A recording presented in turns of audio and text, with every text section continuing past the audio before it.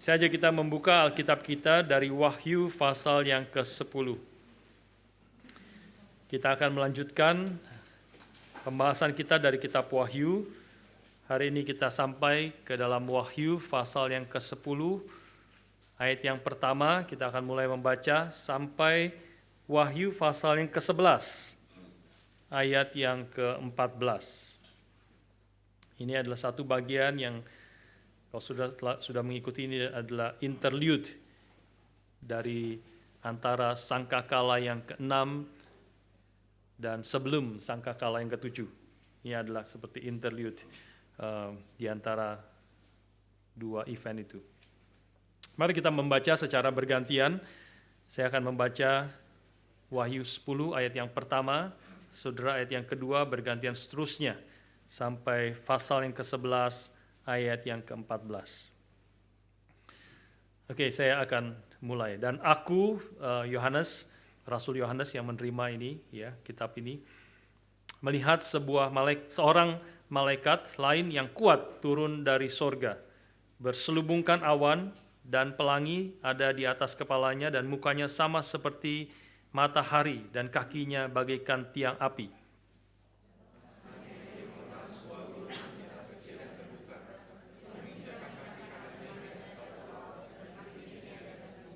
Dan ia berseru dengan suara nyaring sama seperti singa yang mengaum. Dan sesudah ia berseru, ketujuh guru itu memperdengarkan suaranya.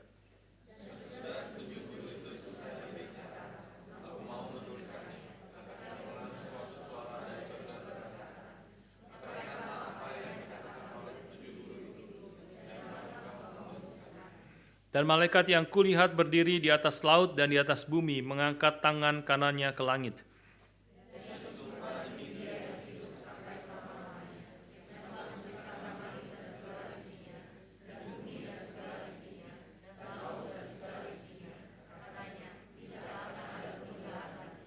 Tetapi pada waktu bunyi sangkakala dari malaikat yang ketujuh, yaitu apabila ia meniup sangkakalanya, maka akan genaplah keputusan rahasia Allah, seperti yang telah ia beritakan kepada hamba-hambanya, yaitu para nabi.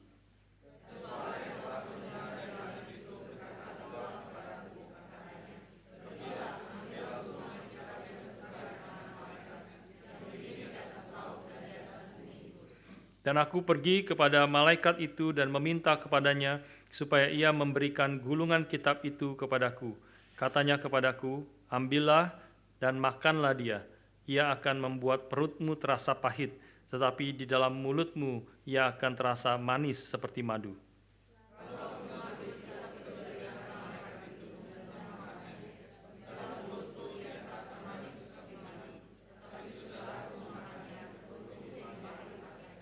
Maka ia berkata kepadaku, engkau harus bernubuat lagi kepada banyak bangsa dan kaum dan bahasa dan raja.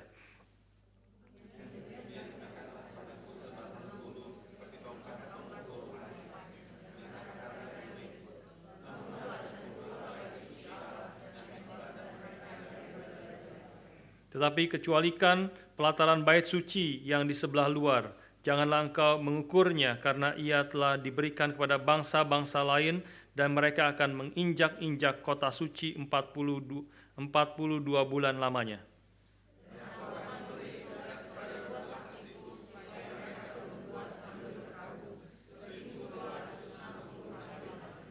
Mereka adalah kedua pohon zaitun dan kedua kaki dian yang berdiri di hadapan Tuhan semesta alam.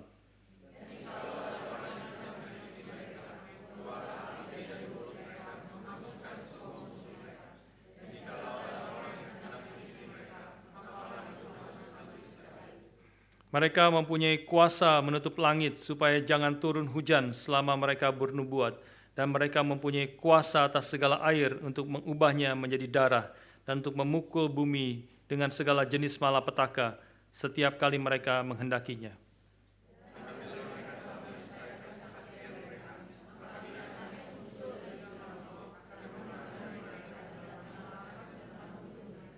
Dan mayat mereka akan terletak di atas jalan raya kota besar yang secara rohani disebut Sodom dan Mesir, di mana juga Tuhan mereka disalibkan.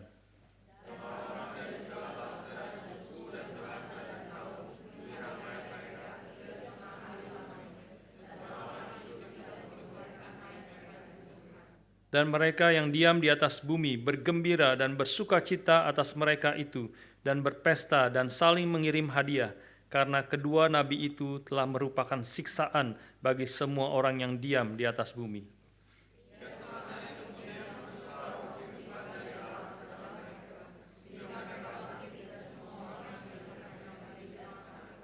Dan orang-orang itu mendengar suatu suara yang nyaring dari sorga berkata kepada mereka, naiklah kemari.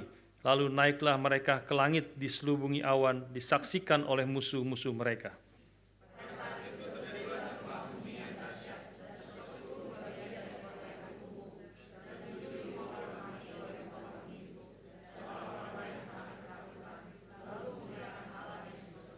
Celaka yang kedua sudah lewat, lihatlah celaka yang ketiga segera menyusul.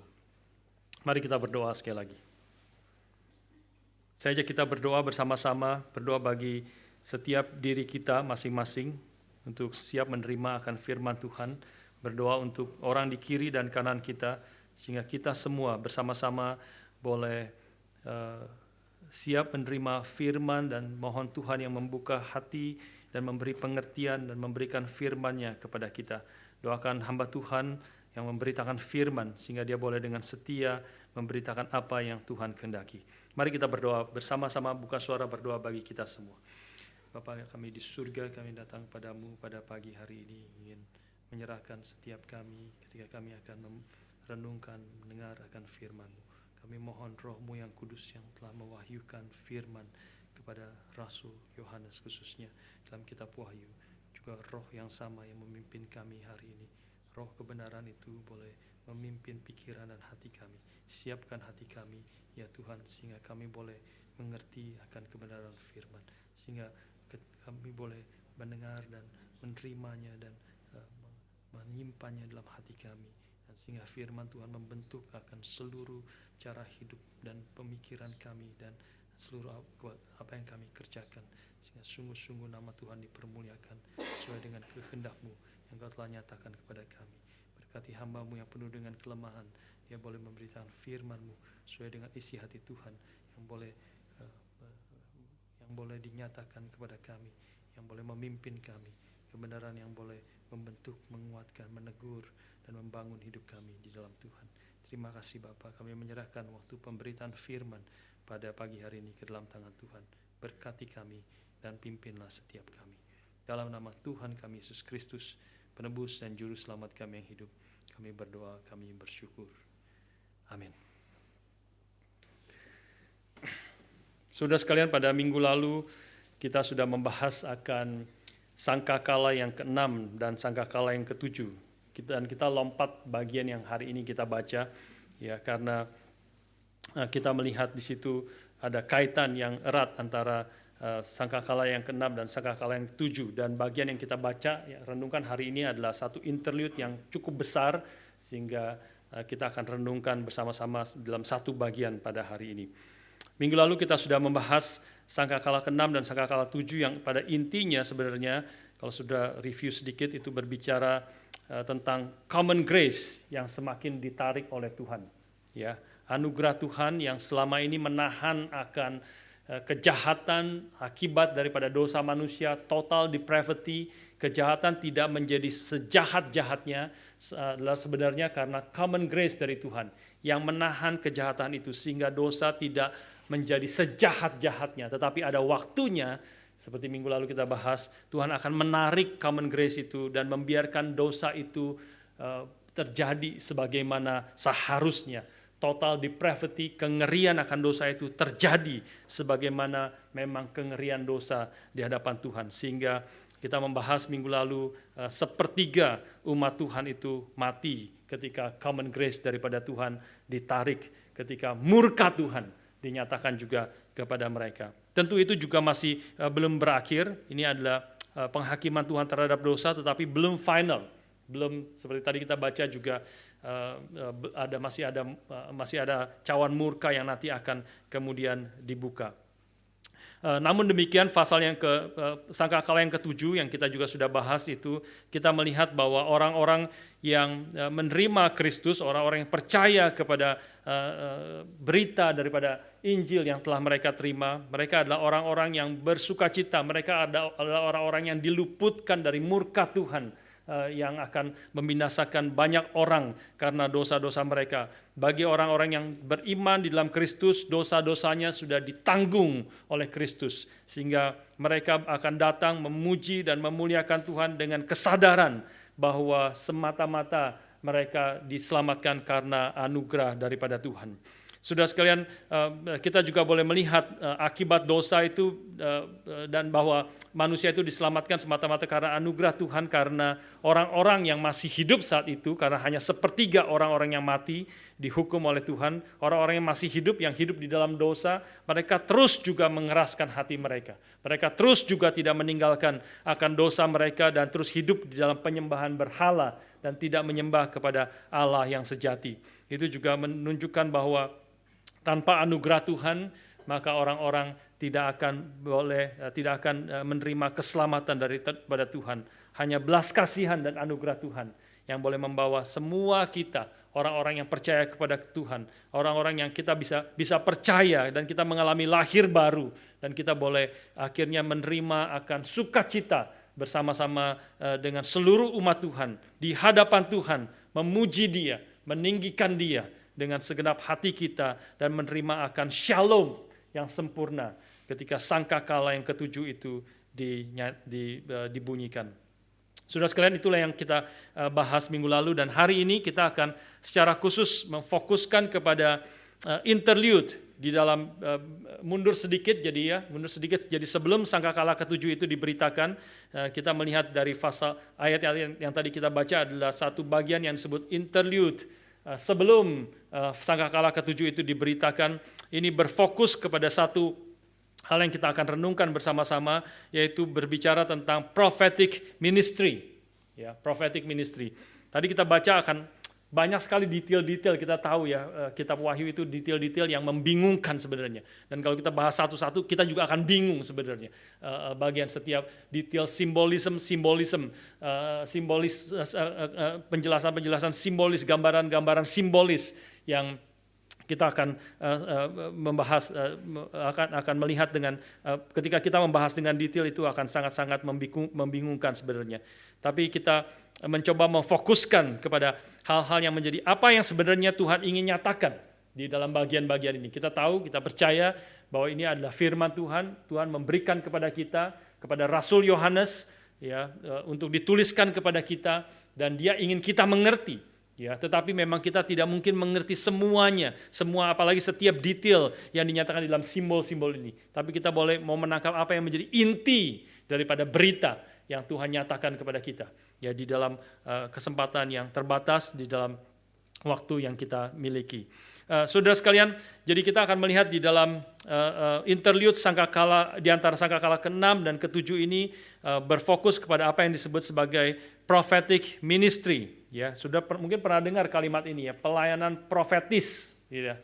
Nah, kalau sudah mendengar kalimat ini, prophetic ministry, apa itu prophetic ministry? Ya, jadi sudah pasti pernah mendengar dan kadang-kadang kemudian menjadi salah mengerti dan salah menangkap, dan mungkin juga ada gereja-gereja tertentu yang memberitakan secara salah.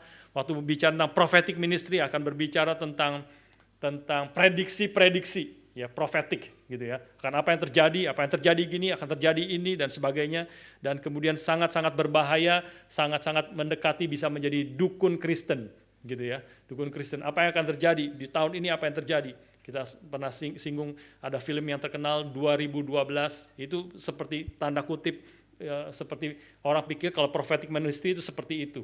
Ya, jadi akan terjadi tahun 2012 bulan segini akan terjadi the end of the world begitu, dan kekacauan, kerusakan dan sebagainya. Dan kita tahu itu semua adalah omong kosong. Ya, karena sudah lewat 2012 dan tidak terjadi hal yang seperti itu yang digambarkan di dalam film yang sangat mengerikan itu. Ya, prophetic ministry juga bukan feng shui, ya, bukan feng shui bahwa akan terjadi gini, kalau kamu begini akan terjadi gini, akan apa namanya, segala macam yang bersifat spekulasi, yang bersifat dukun ministry, ya. Prophetic ministry itu bukan dukun ministry, saudara sekalian. Prophetic ministry adalah dari kata prophet, ya. Artinya adalah prophet itu nabi, nabi itu adalah orang yang dipilih Tuhan, dipanggil oleh Tuhan untuk memberitakan akan firman-Nya. Nabi itu sering sekali disebut sebagai penyambung lidah daripada Allah. Nabi itu adalah mewakili Tuhan, Tuhan memberikan firman kepada Nabi, dan Nabi memberitakan firman daripada Tuhan itu. Dalam Alkitab Perjanjian Lama khususnya seringkali berkata, "Thus says the Lord." Demikianlah Tuhan berkata. Demikianlah perkataan daripada Tuhan. Itu adalah prophetic ministry. Ya, dan di dalam bagian yang sudah kita baca, Wahyu 10 dan Wahyu 11 sebagian, kita melihat di situ akan Yohanes yang menerima akan wahyu daripada Tuhan, dan dia akan memberitakan firman Tuhan, menuliskan firman Tuhan itu kepada kita sekalian. Dan juga kemudian kita mengerti di dalam pasal yang ke-11 kita melihat juga bahwa saudara dan saya sebenarnya juga dipanggil oleh Tuhan untuk memberitakan firman Tuhan. Saudara dan saya dipanggil oleh Tuhan menjadi saksi daripada Kristus. Ini diwakili oleh dua saksi Allah di dalam pasal yang ke-11, yang mereka bersaksi demi Tuhan dengan segala apa yang kemudian dialami oleh mereka. Jadi saudara sekalian, hari ini kita akan merenungkan bersama-sama akan tema ini, ya, prophetic ministry di dalam beberapa poin yang dinyatakan di dalam kitab Wahyu. Yang pertama, saudara sekalian, kita harus melihat, mengerti, seperti tadi saya katakan bahwa prophetic ministry itu adalah orang yang dipanggil Tuhan untuk memberitakan firman Tuhan berdasarkan wahyu daripada Tuhan, berdasarkan apa yang Tuhan sudah nyatakan kepada dia, dan dia kemudian memberitakan akan firman itu. Pasal 10 ayat yang ke-11 kita melihat tadi, Tuhan berkata kepada Rasul Yohanes, maka ia berkata kepadaku, kepada Rasul Yohanes, ya, engkau harus bernubuat lagi kepada banyak bangsa dan kaum dan bahasa dan raja. Ya, dia harus bernubuat, yaitu dari kata nubuat, ya, nubuat, prophet, prophecy, ya. You must prophesy again about many peoples, nation, language, and kings. Itulah panggilan Tuhan kepada Rasul Yohanes. Dan kemudian kalau pasal yang ke-11 ayat yang ketiga kita boleh melihat juga Tuhan kemudian memanggil dua saksinya. Dan aku akan memberikan tugas kepada dua saksiku supaya mereka bernubuat, sekali lagi kata bernubuat di situ, ya, sambil berkabung 1260 tahun, 60 hari lamanya. Ini adalah dua saksi daripada Tuhan yang memberitakan akan firman Tuhan, bernubuat tentang firman Tuhan. Saudara sekalian, kita melihat sedikit konteksnya sebelum Yohanes dan dua saksi ini memberitakan akan firman Tuhan. Kita melihat di dalam pasal 10 ayat yang pertama dan yang kedua, kita melihat di situ. Dan aku, Yohanes, melihat seorang malaikat lain yang kuat, a mighty angel, turun dari sorga, berselubungan awan dan pelangi, dan ada di atas kepalanya dan mukanya sama seperti matahari, dan kakinya bagaikan tiang api. Dalam tangannya ia memegang sebuah gulungan kitab kecil yang terbuka. Ia menginjakkan kaki kanannya di atas laut dan kaki kirinya di atas bumi. Saudara sekalian, ini adalah, ketika membaca bagian ini kita teringat referensi di dalam Wahyu pasal yang kelima. Ya, Wahyu pasal 5 ayat yang kedua itu adalah seorang a mighty angel berseru dengan suara nyaring. Siapakah yang layak membuka gulungan kitab ini? Mulai dari pertama, ya, gulungan kitab yang termaterai dengan 7 materai yang tidak ada yang bisa membukanya. Dan Yohanes menjadi sedih karena tidak ada orang yang bisa membukanya. Dan kemudian kita tahu singa dari Yehuda itu yang muncul, yang Yohanes lihat sebagai domba Allah seperti yang telah tersembelih itu.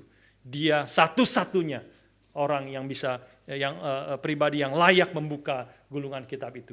Nah, di sini juga adalah kemudian another mighty angel.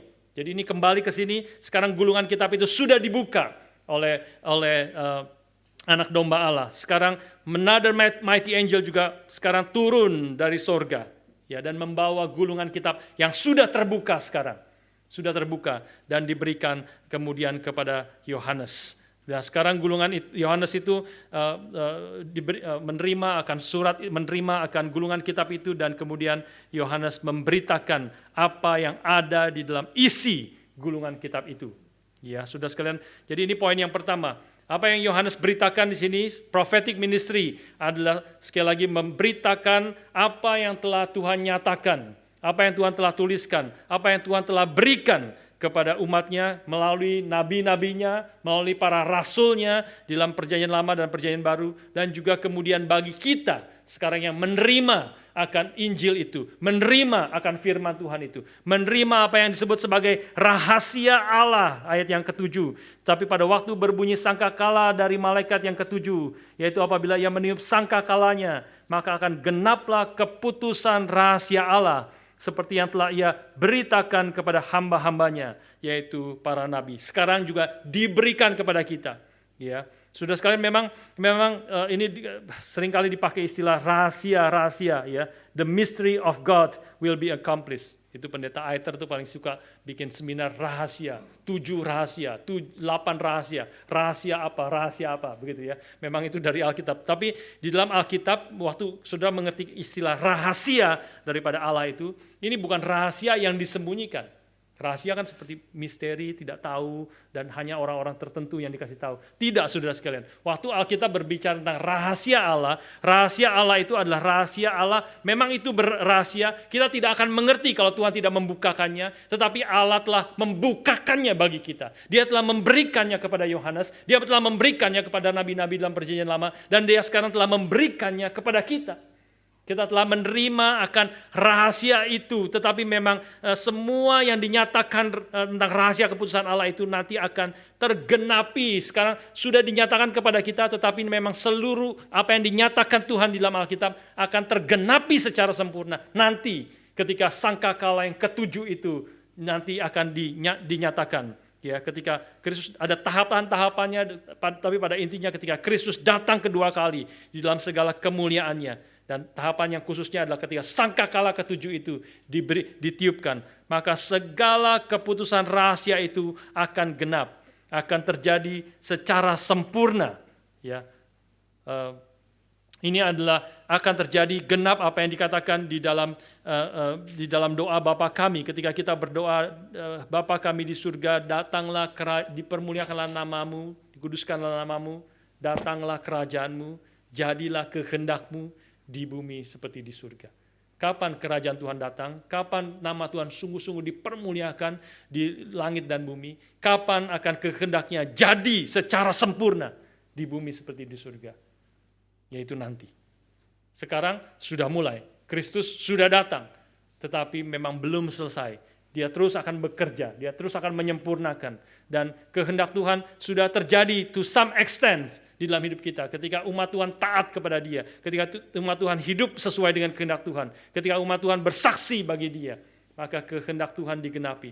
Tetapi banyak kehendak Tuhan yang Tuhan inginkan terjadi di dalam hidup kita, di dalam dunia ini, sekarang ini belum terjadi.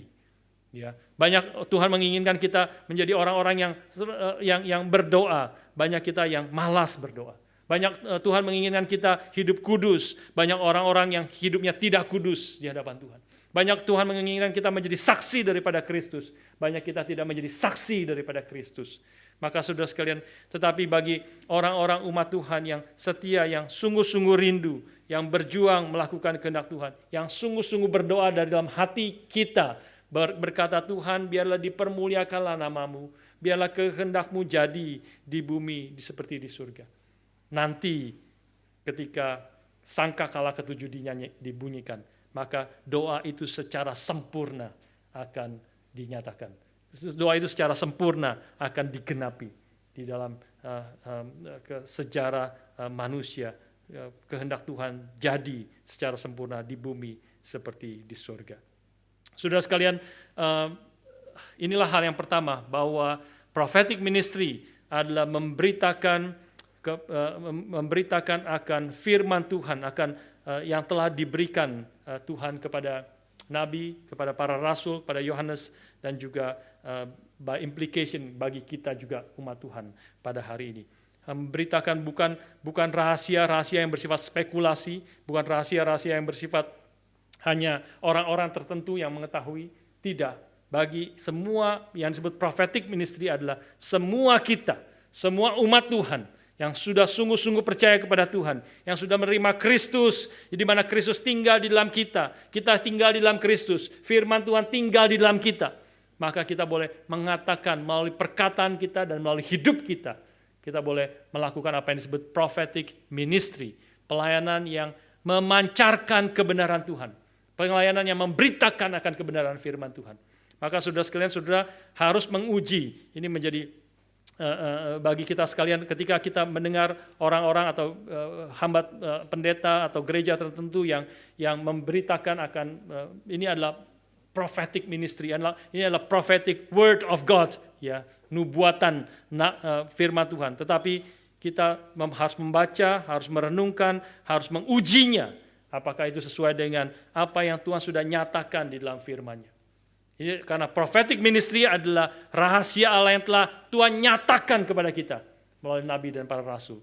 Sehingga orang-orang yang mengatakan ini adalah perkataan nubuat, tetapi tidak sesuai dengan firman Tuhan, tetapi bertentangan dengan Alkitab. Karena itu kita perlu belajar, bukan hanya membaca bagian itu. Biasanya orang-orang yang menyebut prophetic ministry, mereka pasti mengutip Alkitab. Tetapi saudara harus membaca konteksnya, paling sedikit membaca apa yang sebelumnya, apa yang sesudahnya, sehingga saudara mengerti ini sebenarnya maksudnya apa, pengertiannya apa. Dan Tuhan menginginkan akan umatnya, ingin kita semua mengerti kebenaran firman Tuhan, menguji akan pengajaran-pengajaran yang diberitakan oleh siapapun dia, ya, termasuk Pak Tong, termasuk saya pasti. Ya, dan siapapun orang itu, bahkan Paulus pun di dalam kisah para rasul, Lukas mencatat bahwa orang-orang jemaat di Berea mendengar perkataan Paulus, mendengar akan khotbah dari Rasul Paulus. Mereka membaca, mendengar, mereka menguji, melihat Alkitab. Apakah betul apa yang dikatakan Rasul Paulus itu sesuai dengan kebenaran firman Tuhan? Karena waktu itu perjanjian baru belum dicatat jelas ketika Paulus memberitakan firman Tuhan itu. Apakah sesuai dengan perjanjian lama yang dikutip oleh Rasul Paulus? Bahkan Paulus pun, dan itu adalah perbuatan yang dipuji, yang berkenan kepada Tuhan, menguji apakah perkataan itu sesuai dengan kebenaran firman Tuhan. Inilah prinsip yang pertama. Prophetic ministry adalah harus dia memberitakan apa yang Tuhan sudah nyatakan kepada kita. Memang ada hal-hal yang misteri di dalam hidup ini. Ada hal-hal yang kita tidak mengerti, tidak mengetahui. Alkitab juga mengajarkan kepada kita hal-hal yang tidak diketahui, yang Tuhan tidak bukakan kepada kita. Karena kalau Tuhan bukakan mungkin kita juga nggak ngerti. Wahyu pun kita banyak hal yang tidak mengerti. Ya, kalau Tuhan bukakan semua rahasianya, mungkin kita tidak akan mengerti, percuma kita diberitakan itu semua. Memang ada rahasia-rahasia yang tidak dibukakan kepada kita. Tetapi Ulangan 29 ayat 29 mengatakan hal-hal yang tidak dibukakan kepada kita itu memang tidak perlu kita tahu. Hal-hal yang dibukakan kepada kita itu adalah punyanya Allah, itu adalah bagi Allah, dia itu kedaulatan daripada Allah. Tetapi hal-hal yang telah dibukakan kepada kita, diberikan kepada kita, inilah Alkitab, firman Tuhan. Inilah tulisan para nabi dan para rasul. Inilah dasar daripada prophetic ministry. Sehingga setiap orang, setiap pengkhotbah yang memberitakan firman Tuhan dan mengklaim itu adalah perkataan nubuat, kita hari ini harus mengujinya berdasarkan firman. Apakah sesuai dengan apa yang tertulis dengan Alkitab? Apakah betul apa yang dikatakan itu sesuai dengan maksud daripada Tuhan di dalam Alkitab? Jadi inilah hal yang pertama kita boleh belajar dengan sungguh-sungguh mengerti di dalam prophetic ministry. Kalau itu adalah tidak sesuai dengan kebenaran firman, maka kita boleh tidak terima, kita boleh menghinanya, kita boleh membuangnya, dan kita boleh tidak dengar lagi perkataan itu. Tetapi kalau itu adalah sesuai dengan firman Tuhan, sesuai dengan apa yang Tuhan nyatakan di dalam Alkitab, sesuai dengan apa yang dimaksudkan Tuhan di dalam Alkitab, maka kita harus menerimanya seperti ini memang perkataan Tuhan. Seperti Tuhan sedang berkata-kata kepada saya secara pribadi. Ini adalah, thus says the Lord, dengarlah perkataan firman Tuhan. Berulang-ulang Alkitab mengatakan kepada kita, dan orang-orang yang mendengarnya, menerimanya, percaya, dan menghidupinya adalah orang-orang yang diberkati, dipimpin, dan menerima kesukaan yang besar. Tapi orang-orang yang menolaknya, tidak mendengarkannya, tidak mentaatinya, tidak mengindahkannya, adalah orang-orang yang akan mengalami celaka yang besar. Dan kita melihat celaka yang sangat besar itu dinyatakan di dalam kitab Wahyu bagi orang-orang yang menolak akan kebenaran firman Tuhan. Saudara sekalian, inilah yang pertama yang kita boleh renungkan bersama-sama tentang prophetic ministry. Hal yang kedua, saudara sekalian,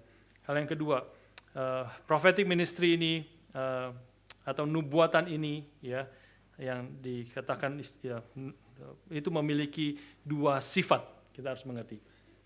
Dua sifat, yaitu sifat yang seperti bertentangan, ya, sifat manis dan sifat pahit, tergantung dari perspektif mana orang menerimanya atau ada di posisi mana orang menerima akan firman ini.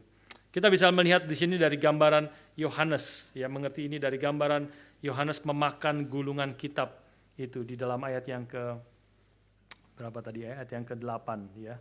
Ayat 8 dan suara yang dari ayat 8 ya. Dan suara yang telah kudengar dari langit itu berkata pula kepadaku, katanya, pergilah, ambillah gulungan kitab yang terbuka di tangan malaikat yang berdiri di atas laut dan di atas bumi itu. Lalu aku pergi kepada malaikat itu dan meminta kepadanya supaya ia memberikan gulungan kitab itu kepadaku. Katanya kepadaku, ambillah dan makanlah dia. Makanlah gulungan kitab itu ya, firman itu. Ia akan membuat perutmu terasa pahit, tetapi di dalam mulutmu ia akan terasa manis seperti madu. Dan itu dijelaskan oleh Yohanes selanjutnya ya. Lalu aku mengambil kitab dari malaikat itu dan memakannya, di dalam mulutku terasa manis seperti madu. Tetapi sesudah aku memakannya, perutku menjadi pahit rasanya. Saudara sekalian, inilah sifat daripada nubuatan. Ya, sifat daripada prophetic ministry, pelayanan bernubuat, pelayanan memberitakan firman, karena firman yang diberitakan itu adalah memiliki dua sifat yang paradoks. Di satu sisi akan bersifat manis bagi semua orang yang percaya, menerima, dan mentaati akan firman yang diberitakan itu. Tapi akan akan pahit sekali bagi orang yang melawan, menolak, dan tidak mengindahkan akan perkataan firman itu. Gambaran daripada Yohanes di sini, kitab Wahyu ini tentu adalah merupakan memiliki latar belakang akan apa yang dialami oleh Nabi Yeskiel juga, ya, ketika dia menerima firman Tuhan. Saya akan bacakan bagi saudara Yeskiel pasal yang kedua, mulai ayat yang ke-8. Ya, Yeskiel pasal 2 ayat yang ke-8, saudara akan mendengar mirip sekali dengan apa yang dialami oleh Rasul Yohanes di dalam Wahyu 10 yang tadi kita baca. Yeskiel 2 ayat yang ke-8, firman Tuhan berkata begini kepada Yeskiel. Dan engkau, anak manusia, dengarlah apa yang kufirmankan kepadamu.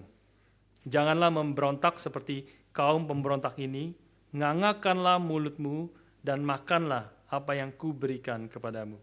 Aku melihat sesungguhnya ada tangan yang terulur kepadaku, itu Yohanes ya, Yeskiel, dan sungguh dipegangnya sebuah gulungan kitab. Lalu dibentangkannya di hadapanku. Gulungan kitab itu ditulisi timbal balik dan di sana tertulis nyanyi-nyanyian, ratapan, keluh kesah, dan rintihan. Firman-Nya kepadaku, hai anak manusia, makanlah apa yang kau lihat di sini. Makanlah gulungan kitab ini dan pergilah dan berbicaralah kepada kaum Israel. Maka kubukalah mulutku dan diberikannya gulungan kitab itu, ku makan. Lalu firman-Nya kepadaku, hai anak manusia, makanlah gulungan kitab yang kuberikan kepadamu dan isilah perutmu dengan itu. Lalu aku memakannya dan rasanya manis seperti madu dalam mulutku. Mirip sekali ya, mirip sekali dengan gambaran sini. Saudara sekalian, dari sini kita bisa mengerti bahwa itu tentu gulungan kitab yang berisi firman yang ketika orang menerimanya, ketika Yeskiel menerimanya, ketika Yohanes menerimanya, dia harus digest, makan. Ya, dia sebagai orang yang diutus Tuhan untuk memberitakan firman, dan juga by implication, ingat kita juga adalah orang-orang yang menerima firman itu. Kita harus memakannya, kita merenungkannya, mendigest itu. Internalisasi dari kebenaran firman itu menjadi bagian daripada kehidupan kita. Dan kemudian kita mengeluarkan perkataan itu, memberitakan perkataan itu. sebagai prophetic ministry yang semua kita dipanggil untuk memberitakan firman itu. Dan ketika dimakan, itu firman itu pertama-tama rasanya manis seperti madu. Yeskiel mengatakan, Yohanes juga mengatakan, rasanya manis seperti madu di dalam mulutku. Tetapi kalau saudara membaca Yeskiel, sudah melihat paradoksnya di sini. Tetapi di dalamnya, meskipun itu adalah manis bagi dia, tetapi di dalam tulisan, di dalam gulungan kitab itu, ditulisi timbal balik, dan di sana tertulis nyanyi-nyanyian ratapan, keluh kesah, dan rintihan. It were written words of lament and mourning and woe. Ya, ratapan, keluh kesah, woe itu juga boleh dikatakan kutukan-kutukan, murka daripada Allah. Ya, di satu sisi ini adalah kabar baik, ini adalah berita firman, Injil kerajaan Allah, di mana semua orang yang percaya dari segala bangsa, segala suku bangsa yang menerima firman ini, yang telah tertindih oleh dosa, yang telah berbeban berat, dikuasai diperbudak oleh dosa, sekarang ditebus oleh Kristus. Kita menjadi milik Tuhan oleh anak darah, anak domba Allah itu. Kita telah dibebaskan dan kita menjadi milik Tuhan. Sehingga kita akan, seluruh hidup kita akan memuji, memuliakan Allah. Dan pada akhirnya ketika kita bertemu muka dengan Allah, kita akan mengalami shalom yang sempurna di hadapan Tuhan. Bersyukur kepada Tuhan, memuji-muji Dia. Karena anugerahnya lebih besar dari segala dosa-dosa kita. Seperti lagu yang tadi kita nyanyikan. Karena kematiannya sudah menghapus seluruh dosa kita. Sehingga kita boleh mengalami sukacita yang sempurna di hadapan Tuhan. Ini adalah pengalaman, ini adalah firman yang manis yang kita terima.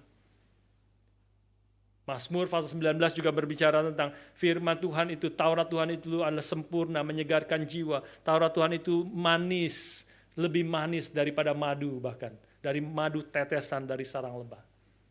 Ya. Jadi firman yang kita terima di satu sisi bagi kita yang tidak mengeraskan hati, yang percaya, yang beriman kepada Tuhan.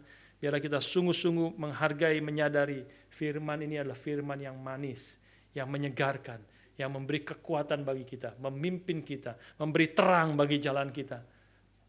Dan menuntun kita dari di tengah-tengah kehidupan kita, di tengah-tengah akan dunia ini. Adalah firman yang indah, firman yang menyegarkan akan jiwa kita, firman yang manis. Tetapi di sisi lain, firman yang sama juga adalah firman yang bisa terasa pahit bagi mereka yang terus mengeraskan hati. Bagi mereka yang tidak mau bertobat, bagi mereka yang terus menyembah berhala, menjadi pengikut daripada the beast, ya, binatang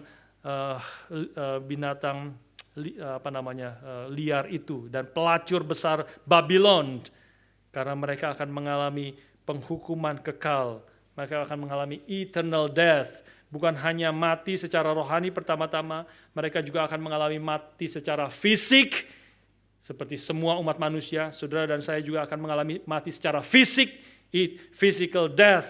Tapi bagi umat Tuhan, ketika mati secara fisik, itu bukan akhir daripada hidup kita. Nanti poin yang ketiga kita akan melihat itu Tuhan akan pelihara, masuk sampai selama-lamanya. Justru kita akan memasuki apa yang disebut sebagai eternal life. Hidup bersama-sama di dalam kekekalan, dalam sukacita dan damai sejahtera di hadapan Tuhan selama-lamanya. Tapi bagi mereka yang terus mengeraskan hatinya dan tidak mau taat kepada Tuhan, mereka setelah mengalami kematian rohani, mengalami kematian fisik, tapi juga kematian fisik akan membawa mereka masuk ke dalam apa yang disebut sebagai kematian kekal, eternal death. Terpisah selama-lamanya dari hadapan Tuhan. Itulah teriakan yang tadi kita baca di dalam Lukas, di dalam pembacaan Alkitab kita. Itulah teriakan daripada orang kaya yang ada di neraka, yang kesakitan, yang susah sekali. Yang kehausan, bahkan meminta akan tetesan. Celupkan, Bapak Abraham minta Lazarus celupkan tangannya ke air. Aku sangat kehausan, aku sangat kesakitan. Saudara sekalian, tidak ada doa yang akan dijawab. Itu adalah doa, itu adalah permintaan. Tetapi tidak ada doa yang akan dijawab di dalam neraka nanti. Karena terpisah, ada jurang yang memisahkan. Bapak Abraham mengatakan ada jurang yang memisahkan antara engkau dan kami. Tidak ada orang yang dari sana bisa nyebrang ke sini. Tidak ada orang yang dari sini bisa nyebrang ke sana. Tidak ada orang yang bisa menyeberang. Tidak ada. Maka teriakan dari sorga itu, teriakan dari neraka itu bahkan melanjutkan, kalau begitu tolonglah Bapak Abraham, suruh Lazarus turun. Dia masih terus suruh-suruh, ya. Orang di dalam sorga, di dalam neraka masih terus nyuruh-nyuruh orang, ya. Dan terus dia di dalam neraka minta lagi, minta celupan air, tidak diterima. Karena itu suruhlah Lazarus turun, bangkit lagi, memberitakan kepada saudara-saudaraku, masih ada 5 saudara-saudaraku di sana. Ini teriakan dari neraka. Tetapi tidak ada teriakan dan doa yang juga dikabulkan. Tapi Bapak Abraham memberi penjelasan kenapa tidak. Kenapa? Karena mereka, teman saudara-saudaramu yang engkau ketakutan, engkau ngeri, mereka juga mengalami nasib yang sama dengan engkau bersama-sama di neraka yang sangat mengerikan ini.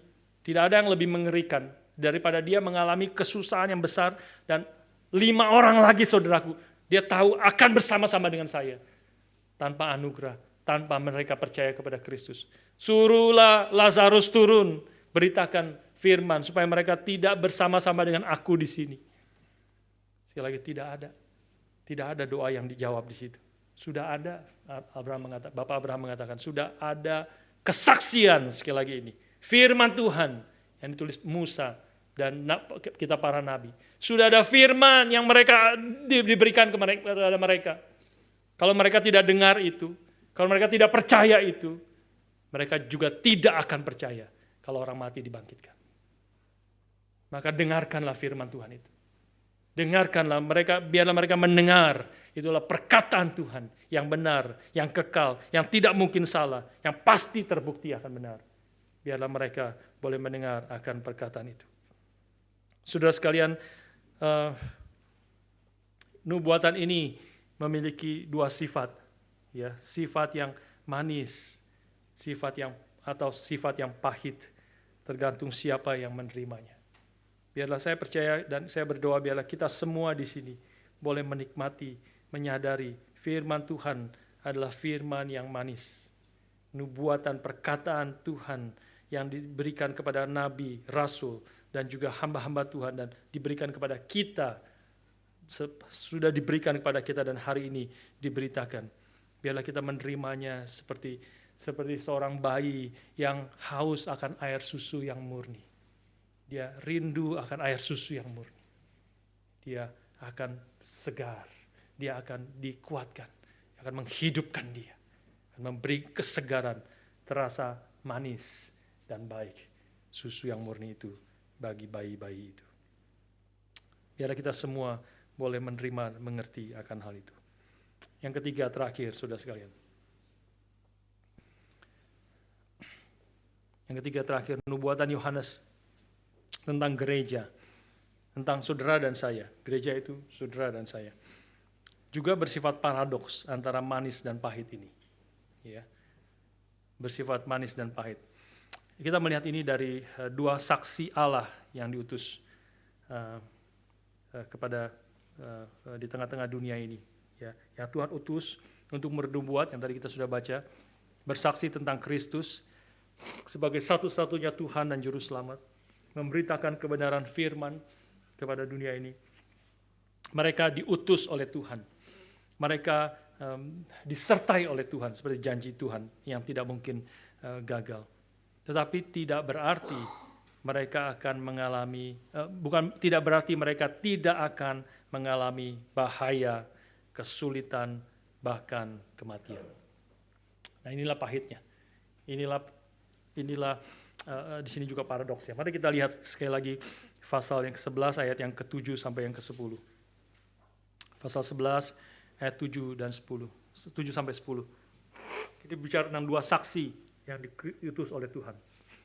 Dan apabila mereka, 2 saksi ini, telah menyelesaikan kesaksian mereka, maka binatang yang muncul dari jurang maut, ya, the beast, ya, yang muncul dari jurang maut, akan memerangi mereka dan mengalahkan serta membunuh mereka.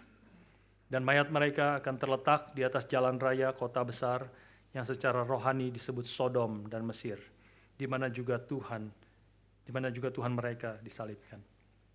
Dan orang-orang dari segala bangsa dan suku dan bahasa dan kaum melihat mayat mereka 3,5 hari lamanya, dan orang-orang itu tidak memperbolehkan mayat mereka dikuburkan. Dan mereka yang diam di atas bumi, sekali lagi kalimat itu ya, mereka yang diam di atas bumi itu bicara tentang orang-orang yang melawan Tuhan, yang tidak taat dan tidak mau bertobat. Mereka yang diam di atas bumi bergembira dan bersukacita atas mereka itu, dan berpesta dan saling mengirim hadiah, karena kedua nabi itu telah merupakan siksaan bagi semua orang yang diam di atas bumi. Saudara sekalian, inilah paradoks yang kita boleh melihat di dalam prophetic ministry. Orang-orang yang memberitakan firman, saudara dan saya yang mau setia memberitakan firman melalui hidup kita, melalui perkataan kita, melalui bagaimana kita mengatur seluruh waktu kita, kehidupan kita, tujuan hidup kita, arah hidup kita, bagaimana kita memakai keuangan kita, mendidik akan keluarga kita, dan sebagainya. Melalui seluruh hidup kita dan juga melalui kesaksian perkataan kita. Maka orang-orang ini Tuhan katakan mereka adalah orang-orang diberkati oleh Tuhan. Tuhan menyertai mereka, Tuhan memimpin mereka. Tetapi arti Tuhan memimpin, menyertai, dan melindungi mereka bukan berarti mereka tidak akan mengalami bahaya. Bukan berarti mereka tidak akan mengalami tantangan dan kesulitan. Bukan berarti mereka tidak mengalami aniaya. Bukan berarti mereka tidak akan mengalami kematian. Bahkan itu yang Tuhan sudah ingatkan terus-menerus di dalam firman Tuhan. Tuhan Yesus sendiri berkata, Rasul Paulus berkata, dan Yohanes di sini mengingatkan kepada kita, mengingatkan kembali, hamba-hamba Tuhan yang memberitakan firman. Yang saya katakan hamba-hamba Tuhan bukan hanya saya, Yijin, bukan hanya Pak Tong. Hamba-hamba Tuhan sekali lagi saudara dan saya. Karena kata saksi yang disebut di sini, ya, saksi di sini adalah bicara mewakili akan saudara dan saya, mewakili akan gereja Tuhan. Dan kata saksi yang dipakai di sini adalah sudah tahu dalam bahasa Yunani adalah martis. Ya, kata saksi itu martis. Martis itu adalah orang yang dipercaya membawa firman Tuhan, memberitakan kesaksiannya, marturia. Kata martis, marturia, dan kita tahu dari kata itu muncul kata martir. Ya. Dan kata martir kita tahu adalah, kita mengertinya sebagai orang yang mati demi Tuhan, demi nama Kristus. Orang yang mati demi kesaksian demi Tuhan. Karena Tuhan. Saudara sekalian, inilah orang-orang yang mewakili saudara dan saya menjadi contoh dan teladan bagi saudara dan saya. Kita semua adalah martis, adalah saksi Tuhan. Tuhan Yesus mengatakan dalam Kisah Para Rasul 1 ayat 8, tunggulah ketika Roh Kudus turun ke atas kamu. Roh Kudus akan turun ke atas kamu. Kepada siapa? Kepada umat Tuhan yang diwakili oleh gereja mula-mula saat itu. Mereka dipenuhi oleh Roh Kudus ketika Roh Kudus turun atas mereka pada hari Pentakosta. Semua umat Tuhan, bukan hanya para rasul. Semua umat Tuhan, 120 orang yang berkumpul di situ saat itu, dipenuhi oleh Roh Kudus turun di atas mereka. Dan ketika Roh Kudus turun ke atas kamu, kamu akan menjadi saksiku. Kamu akan menjadi saksiku. Di Yerusalem, Yudea, Samaria, sampai ke ujung bumi. Kamu akan menjadi martir ketika Roh Kudus turun ke atas aku, ke atas kamu. Saudara sekalian, inilah panggilan Tuhan bagi kita sekalian. Nubuatan yang diberitakan oleh hamba-hamba Tuhan, oleh saudara dan saya melalui hidup, melalui perkataan kita adalah akan justru karena kesaksian itu, justru karena ketaatan kita kepada Tuhan dalam seluruh hidup kita, maka kita akan mengalami akan kesulitan. Kita akan mengalami akan aniaya. Sekali lagi mengutip perkataan Paulus kepada Timotius, whoever wants to live a godly life, he will be persecuted. Barang siapa ingin menjalani hidup yang saleh, a godly life, berkenan kepada Tuhan, dia akan dianiaya. Kita melihat dari dua saksi Kristus di sini, ya, yang akhirnya diperangi oleh the beast, dan juga beast akan mengalahkan mereka serta membunuh mereka. Mayat mereka akan terletak di atas jalan raya kota besar, secara rohani disebut Sodom dan Mesir. Sodom itu adalah simbol dari puncak kejahatan dari manusia. Dan Mesir juga kita mengingat itu adalah bangsa yang menindas umat Tuhan. Bangsa menindas umat Tuhan dalam perjanjian lama, memperbudak mereka. Itu simbol daripada perbudakan dosa yang Tuhan di dalam perjanjian lama melepaskan mereka dari perbudakan Mesir. Melalui apa yang disebut sebagai Exodus, keluar dari perbudakan Mesir. Dan bagi kita adalah keluar dari perbudakan dosa. Mereka akhirnya mati, ditindas oleh Sodom dan Mesir. Dan kematian mereka itu juga, tetapi kematian mereka meneladani kematian Tuhan mereka, Kristus, di tempat di mana Tuhan mereka juga disalibkan. Ayat 9 berbicara tentang orang-orang ini bersuka cita, ya, ayat 9 dan 10. Bersuka cita dan mayat-mayat orang dua saksi ini tidak boleh dikuburkan, ya, dibiarkan di situ selama 3,5 hari. Itu gambaran juga penghinaan, gambaran akan mereka mengejek karena kamu saksi Tuhan, kamu saksi daripada Tuhan pencipta langit dan bumi. Sekarang kamu mati, bahkan matinya pun tidak boleh dikuburkan, ditelanjangi di situ, dibiarkan membusuk di situ di pinggir jalan. Ini adalah apa yang terjadi, apa yang akan terjadi secara simbolis. Tidak semua kita akan mati secara martir tentu. Ya, kebanyakan umat Tuhan tidak mati secara martir di dalam pengertian sempit, dalam pengertian mati karena kesaksian kita, mati karena memberitakan Injil ke orang-orang yang menentang Tuhan. Tetapi setiap kita, kalau kita setia kepada firman, setiap kita melalui perkataan dan hidup kita menyaksikan akan kebaikan Tuhan, kebenaran Tuhan, kesucian Tuhan, kemuliaan Tuhan, kekudusan daripada Tuhan, maka kita akan mengalami tantangan, kesulitan, pergumulan. Dan setiap orang yang mati di dalam Tuhan, di dalam keadaan meskipun tidak karena aniaya, meskipun mati karena sakit, meskipun mati karena kecelakaan, tetap disebut sebagai martir. Karena mereka adalah saksi-saksi Kristus yang telah menyelesaikan tugasnya, panggilannya yang Tuhan sediakan bagi setiap kita yang mungkin berbeda-beda di dalam konteksnya.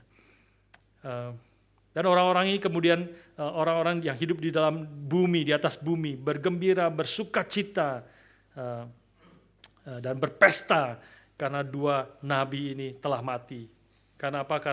Karena kedua nabi itu telah merupakan siksaan bagi semua orang yang diam di atas bumi.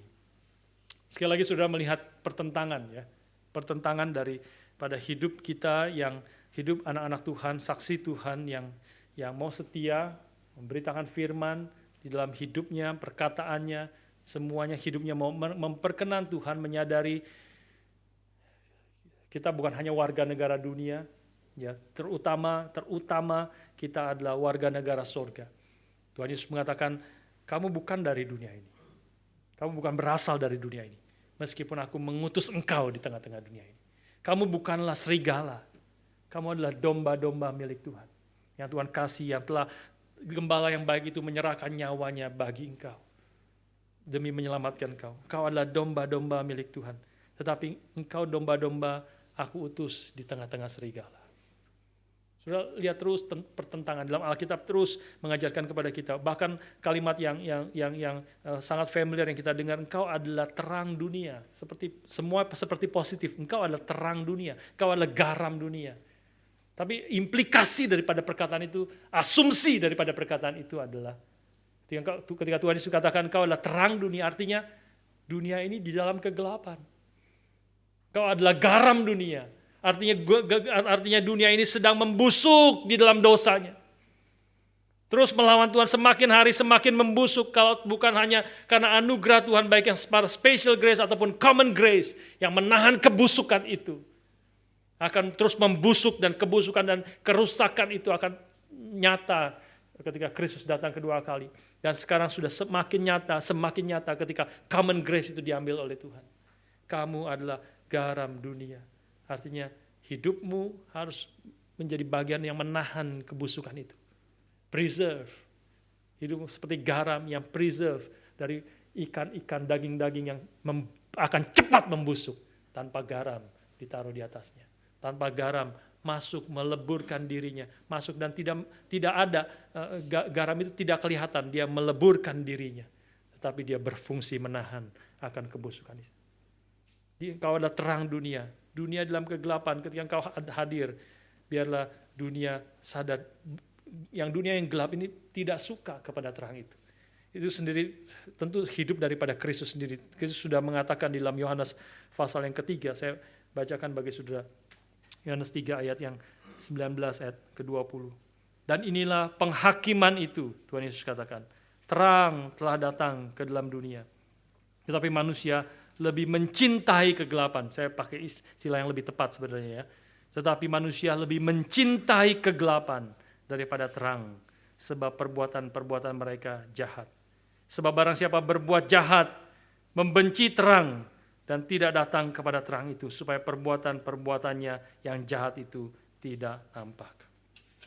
Biar kita sadar, kita hidup dalam dunia ini sebagai anak-anak Tuhan adalah perlu terus aware, kita ada di dalam peperangan.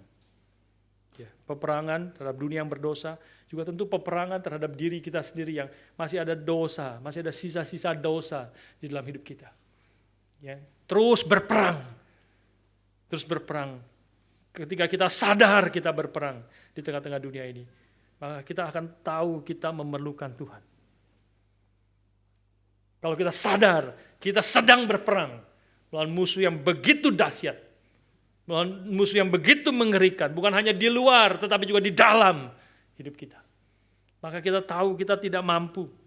Kita akan tahu kita tidak mampu dengan kekuatan kita sendiri. Tuhan Yesus sendiri mengatakan, it is impossible for man. Tidak mungkin kau melakukannya.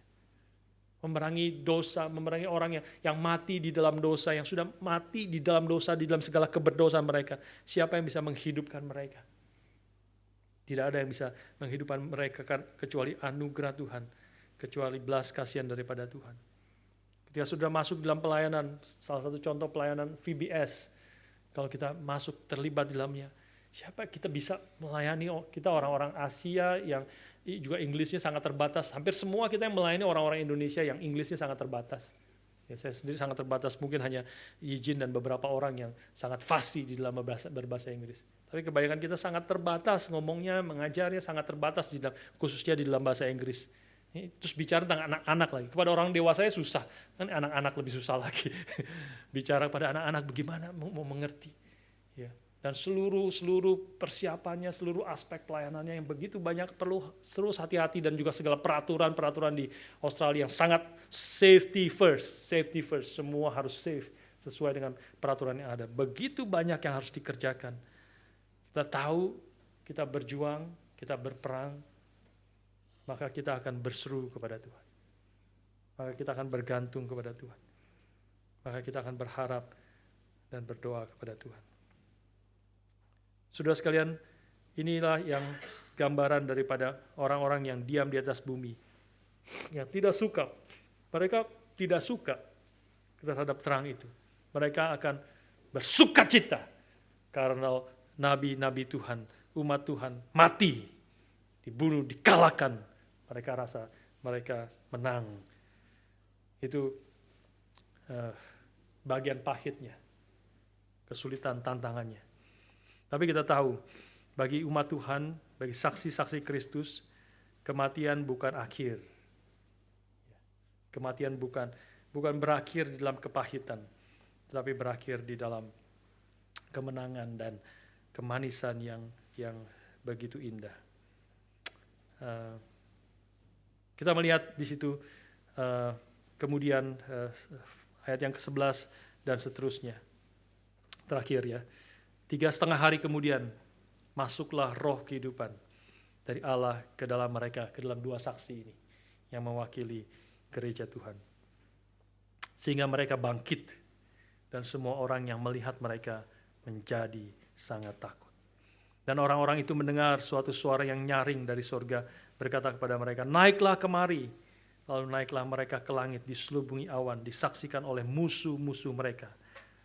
Pada saat itu terjadilah gempa bumi yang dahsyat, dan 1/10 bagian dari kota itu rubuh, dan 7.000 orang mati oleh gempa bumi itu. Dan orang-orang lain sangat ketakutan, lalu memuliakan Allah di sorga. Saudara sekalian, inilah akhir yang manis bagi setiap orang yang menjadi saksi Kristus. Inilah prophetic ministry, pelayanan, beritakan firman sesuai dengan kehendak Tuhan. Tantangan, kesulitannya, ada aniaya bagi gereja Tuhan. Tetapi akan berakhir manis.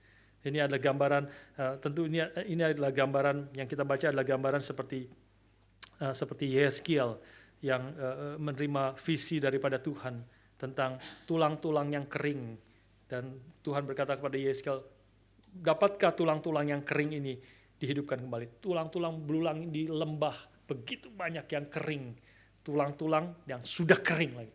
Dapatkah tulang-tulang ini hidup kembali? Yeskiel tahu, kau yang tahu Tuhan. Aku tidak mampu, tidak bisa. Dan Tuhan yang berkata kepada Yeskiel, bernubuatlah, sekali lagi, bernubuat, mengatakan perkataan firman kepada tulang-tulang ini. Bangkitlah, hiduplah. Dan Yeskiel mengatakan kalimat itu, dan mulailah bergerak, tulang itu bergerak. Ini visi yang Yeskiel diberikan oleh Tuhan. Tulang-tulang itu bergerak menempel menjadi satu. Dan muncul akan urat-urat, muncul akan daging-daging, dan kemudian menjadi penuh menjadi manusia. Tapi Tuhan berkata, Yeskiel menulis, tapi belum hidup. Karena itu bernubuatlah sekali lagi. Hembuskan nafas kehidupan kepada mereka. Dan Yeskiel mentaati perkataan Tuhan, dan mereka dihembuskan nafas kehidupan, dan mereka menjadi makhluk yang hidup, menjadi laskar tentara-tentara pekerjaan yang melakukan akan kehendak Tuhan. Inilah visi, inilah yang akan terjadi juga bagi semua orang yang percaya kepada Kristus, saksi Kristus. Visi dari Yeskiel itu sekarang digenapi secara nyata akan apa yang akan terjadi ketika Kristus datang kedua kali. Inilah manisnya saksi-saksi itu yang meskipun mengalami perlawanan, kesulitan, aniaya, bahkan mati, tetapi Tuhan akan menghidupkan mereka kembali. Dan pemeliharaan Tuhan, penyertaan Tuhan itu sungguh menjadi nyata, yang bahkan kematian pun tidak akan memisahkan mereka, kita, dari kasih Allah di dalam Kristus. Inilah manisnya akan umat Tuhan yang percaya, sekaligus ada tantangan dan mengingat tantangan dan kesulitan yang ada. Saudara sekalian,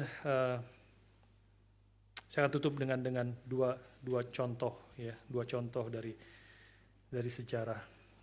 Satu adalah dari William Carey yang ditulis biografinya oleh Timothy George, seorang teolog reform. Ya, dia mengatakan, dia memberi judul biografi tentang William Carey, judulnya adalah Faithful Witness, ya, berkaitan dengan tema kita, Faithful Witness, saksi yang setia, The Life and Mission of William Carey. Dan dia mencatat di situ, kita tahu William Carey misionaris ke India, ya, dan mengalami begitu banyak kesulitan, begitu banyak tantangan. Dia terus melayani, dia tahu Tuhan memanggil dia, tetapi mengalami begitu banyak kesulitan, bahkan dari istrinya sendiri. Istrinya yang karena anaknya mati, istrinya tidak siap menerima kesulitan itu. Istrinya menjadi gila, istrinya mau bunuh dia, dan sebagainya. Ya, dan waktu pelayanan permulaan, mulai dia mendapat mesin cetak untuk mencetak Alkitab, terbakar, habis. Dia bertahun-tahun memberitakan Injil di India, tidak ada satu orang pun bertobat. Sampai kapan? Sampai 7 tahun pertama. 7 tahun dia terus setia memberitakan Injil. Baru satu orang bertobat. Dan dia terus setia. Dan Tuhan terus berkati, Tuhan pimpin dalam kehidupan dia. Sampai 40 tahun dia melayani di India itu. Dia meninggalkan pencapaian yang luar biasa. Dia salah satu contohnya adalah beberapa terjemahan. Dia menerjemahkan seluruh Alkitab itu ke dalam bahasa Bengali. Seluruh Alkitab dari Kejadian sampai Wahyu ke dalam bahasa Bengali, ke dalam bahasa Oriya, ke dalam bahasa Marathi, ke dalam bahasa Hindi, Asemese, dan bahasa Sanskrit. Seluruhnya. Dan juga sebagian daripada Alkitab dia terjemahkan ke dalam 29 bahasa yang lain. Gak bisa membayangkan, saudara. Kita terjemahin Satu pasalnya mungkin bertahun-tahun kali. Satu pasal. Dia terjemahkan ke begitu banyak bahasa dan lengkap dari Kejadian sampai Wahyu. Dan dalam 40 tahun akan pelayanannya. Dan ketika dia meninggal, dia meminta tulisan, batu nisannya ditulis seperti demikian. William Carey, born August 17, dia lahirnya 17 Agustus ya. August 17, 1761. Died June 1834. Dia kemudian menulis, a wretched, poor and helpless worm, on thy kind arms I fall. Dia menulis ini adalah, aku adalah ulat yang helpless, yang berdosa, yang miskin, yang tidak berdaya. Tetapi on thy kind arms I fall. Ke dalam tangan Tuhan yang baik itu, aku mati, aku datang kepada Tuhan. Inilah manisnya saksi-saksi yang setia. Saksi-saksi yang setia sampai mati. Mereka menerima akan anugerah, belas kasihan, kebaikan, dan sukacita di dalam Tuhan. Terakhir, contoh yang kedua adalah sebagian besar mungkin pernah dengar tentang pelayanan daripada Jim Elliot di Ekuador. Ya. Pada tahun 8 Januari 1956. Jadi mungkin 50 tahun lebih, 70 tahun yang lalu, ya. Baru 70 tahun yang lalu. 8 Januari 1956, 5 orang Auca Indian di Ekuador itu membunuh Jim Elliot yang dengan teman-temannya, dengan 4 orang teman anak muda yang lain. Mereka masih sangat muda, mereka young fathers, ya, mungkin 30-an kalau tidak salah umurnya, gitu ya. Bersama dengan 4 misionaris yang lain, Jim Elliot mati satu hari dibunuh pada saat itu. Menjadi gempar, berita yang besar, yang gempar. Kalau saudara mau mengerti lebih lanjut, saudara silahkan nonton film The End of Spear, ya, itu memberitakan tentang cerita ini, tentang cerita Jim Elliot dan kawan-kawannya. Terus Elizabeth Elliot, istrinya, istri dari Jim Elliot. Sebelum itu kita mengerti Elizabeth Elliot mengatakan bahwa dunia menyebut hari itu adalah sebagai nightmare of tragedy. Nightmare of tragedy. Karena apa? Karena hari itu 4 istri kehilangan suami mereka. Dari 5 mereka 4 yang sudah menikah. Dan 9 anak kehilangan ayah mereka. Satu hari itu. Karena itu Elizabeth Elliot, istri dari Jim Elliot, mengatakan dunia menyebut itu a nightmare of tragedy. Tetapi dunia tidak mengetahui the second clause of Jim Elliot's credo. Hal yang kedua yang Jim Elliot percaya, yaitu he is no fool who gives what he cannot keep to gain what he cannot lose. Dia bukanlah orang bodoh yang kehilangan apa yang dia tidak bisa pegang. Dia tidak bisa pegang jiwanya, hartanya, seluruh apa yang ada dalam dunia ini dia tidak bisa pegang, termasuk jiwanya. Dia tidak bisa pegang. Dia kehilangan apa yang memang dia tidak bisa pegang. Karena itu dia bukan orang bodoh. Kalau dia kehilangan apa yang dia tidak bisa pegang untuk mendapatkan apa yang dia tidak bisa hilang. Yaitu jiwanya, keselamatannya, yaitu Kristus sendiri. Berhadapan muka dengan muka, bersukacita di dalam sukacita yang penuh, damai sejahtera yang penuh, shalom di hadapan Tuhan. Dia tidak kehilangan itu dan tidak mungkin kehilangan itu. Saudara sekalian, biarlah kita semua hari ini didorong menjadi umat Tuhan, menjadi saksi daripada Kristus di tengah, dengan mengetahui ada kesulitan, ada tantangan. Biarlah kita setia memberitakan hanya firman Tuhan melalui perkataan, melalui hidup kita. Dan kita tahu ada kesulitan, tantangan. Tapi sekaligus kita sadar, kalau sampai puncaknya pun, kalau sampai saya mati pun, demi Kristus, demi mentaati Dia, kita akan mengalami kemanisan, manis yang jauh lebih manis, kehidupan yang jauh lebih indah, damai sejahtera yang jauh daripada apa yang ada dalam dunia ini, damai sejahtera yang ada di dalam Tuhan. Biarlah firman Tuhan hari ini mendorong kita untuk taat, setia kembali kepada Tuhan, dan memegang firman. Dia bukanlah orang bodoh, perkataan Jim Elliot, yang kehilangan apa yang memang dia tidak bisa pegang, tapi mendapatkan apa yang dia tidak bisa hilang. Mari kita berdoa.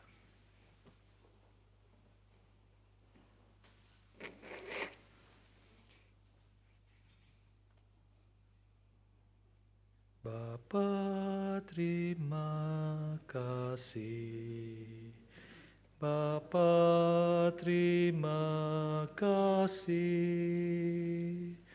Bapa di dalam surga, puji terima kasih. Tuhan, kami berdoa kiranya Kau yang terus menopang dan memimpin kami. Kiranya Kau yang terus memimpin umat-Mu, baik yang di Melbourne maupun di Auckland. Kami menjadi umat Tuhan yang setia kepadamu, setia memberitakan firman-Mu, menjadi saksi-saksi Tuhan, setia melalui hidup kami menyatakan kebenaran-Mu, keindahan Tuhan, bahwa Engkau adalah Tuhan yang hidup, Tuhan yang besar, Tuhan yang mulia, Tuhan yang patut dipercaya, Tuhan yang patut menerima seluruh sembah sujud kami, Tuhan yang patut menerima akan seluruh hidup kami, tubuh kami, menjadi persembahan yang hidup, yang kudus dan yang berkenan kepada Tuhan. Pimpin kami hidup di tengah-tengah dunia ini dengan menyadari tantangan, kesulitan yang akan kami hadapi ketika kami mau mentaati Engkau. Tuhan, kuatkan, dorong kami terus, dan hibur kami untuk setia, dan topang kami terus untuk hidup di dalam kehendak-Mu. Karena kami tahu janji Tuhan yang manis, janji Tuhan yang pasti, janji Tuhan yang indah, itu bertemu dengan Engkau, menerima segala anugerah-Mu, yaitu Engkau sendiri, hadiah yang terbesar bagi hidup kami. Terima kasih Bapa, kami bersyukur dan berdoa dalam nama Tuhan kami, Yesus Kristus. Amin.